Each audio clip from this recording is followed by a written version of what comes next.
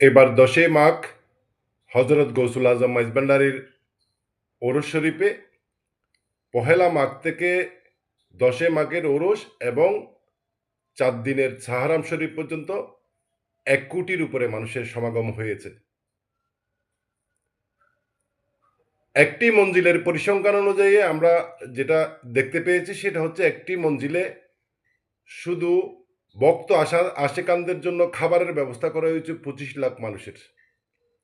তাহলে মাইজভান্ডার শরীফে ১০০-র উপরে অধিক ঘর আছে, প্রতিটি ঘরেই হজরত গৌসুল আজম মাইজভান্ডারীর ওরস শরীফ পালিত হয়। সেই পরিসংখ্যান থেকে এবং মানুষের উপচে পড়া ভিড় দেখে অনুমান করা হচ্ছে ১ কোটির উপরে ভক্ত আশেকানদের সমাগম হয়েছে ১০ই মাঘ গৌসুল আজম মাইজভান্ডারীর ওরস শরীফে। হবেই তো। যেই দেশে নাই জন্ম মরণ সেই দেশে মোর বসত বাড়ি, আমি কি মরণকে ডরি, বুকের পাটা শক্ত আছে মালিক মোলা মাইজভান্ডারী।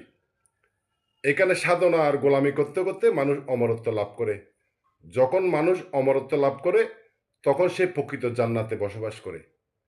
অমরত্ব লাভ করা পর্যন্ত মানুষের স্বর্গীয় সুখ এগুলো কল্পনা করা যায় না। মোরাকাবা মোশাহেদা পীরের বজক রাগলে দড়ি, রমেশ বলে আজরাল আইসি খুঁজে না পাই তার ঘরবাড়ি, আমি কি মরণকে ডরি।